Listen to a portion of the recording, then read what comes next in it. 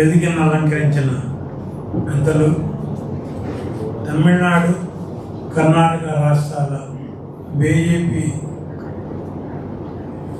Incharge Shri Ponguleti Sudhakar Reddy గారికి, ఈ కార్యక్రమం ప్రారంభించిన మద్రాస్ యూనివర్సిటీ తెలుగు శాఖ ఆచార్య విస్తారి శంకరరావు గారి సభాధ్యక్షులు వారికి, చందనూరు మధు గారికి, విశ్వశ్రీ వాసిని వసంత కుమార్ గారికి,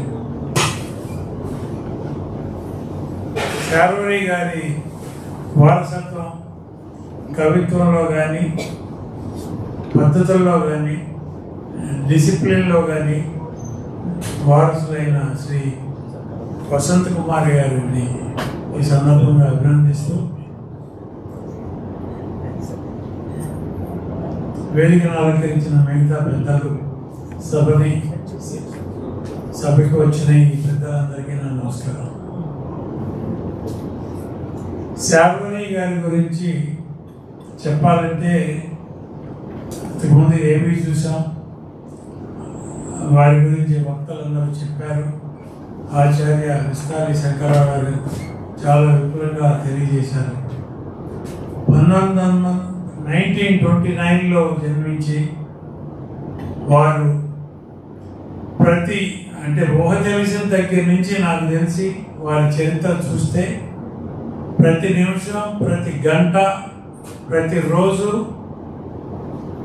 రచనకి, సాహిత్యానికి, యోగాకి సమర్పించి జీవితాన్ని అంకితం చేసిన మహర్షి అని చెప్పాలి. అలా మాస్టర్ శార్వరి గారు 150కి పైగా పుస్తకాలు రచించి, 100కు పైగా యోగా గ్రంథాలను రచించి, ఎన్నో పత్రికా సంస్థలలో సంచాలకులుగా, ఎడిటర్గా, సబ్ ఎడిటర్గా అలా విభిన్న పాత్రలు పోషించిన శార్వరి గారి జీవిత చరిత్ర అనేది ఈనాడు ప్రతి ఒక్క తెలుగు విద్యార్థి, తెలుగు వ్యక్తి నేర్చుకోవాలి, తెలుసుకోవాలి. వారి ఆదర్శం, వారి నిత్యం వారు సాహిత్యానికి అంకితం అయిపోయి వారి జీవిత గాథ ఏవీలో చూసాం. అమోఘం. సాహిత్యం తర్వాత యోగా విద్యాలయం, యోగాశ్రమం. అసలు ప్రతి నిమిషం ఆయన అలా ప్రజాసేవలో ప్రజలకి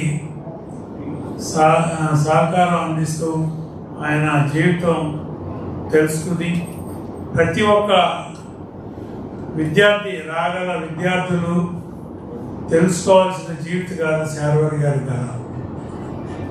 అది వసంత్ కుమార్ గారు మరికొంత ముందుకు తీసుకెళ్ళి వారి జీవిత మొత్తం బయోడేటా లాగా ఒక పుస్తకం విడుదల చేసినా బాగుంటుందని నా ఉద్దేశం. పొంగులేటి సుధాకర్ రెడ్డి గారు ఇలా మాస్టర్ శార్వరి గారి గురించి వచ్చిన సందర్భంలో ఆయన ఇంపార్టెంట్ తీసుకుని ఒక గురువు గారి కోసం ఆయన ప్రత్యేకంగా అన్ని కార్యక్రమాలని పక్కన పెట్టి విస్తారి శంకరరావు చెప్పినట్టు ఈ కార్యక్రమాన్ని అటెండ్ అవ్వడం, దాదాపు 2-3 గంటలు ఆయన టైం వెచ్చించడం అంటే ఇంత బిజీ టైంలో శార్వరి గారి మీద ఆయనకి ఎంత గౌరవం, ప్రేమ, గురుభక్తి ఉందనేది మనందరికీ అర్థమవుతుంది. వసంత్ కుమార్ గారికి ఉండటం వేరు, గురుభక్తి, పుత్రోత్సాహం అవన్నీ పక్కన పెడితే ఆయన్ని మించి ప్రేమ, గౌరవం, అభిమానం సుధాకర్ రెడ్డి గారికి ఉన్నాయని మాత్రం నేను గంటాపదంగా చెప్పగలను. ఇక ఈ వేదిక మీద ఉన్న పెద్దలందరూ, ఈ సభను అలంకరించిన పెద్దలందరికీ మరొకసారి నాకు ఈ అవకాశం ఇచ్చినందుకు ధన్యవాదాలు తెలియజేస్తూ సెలవు.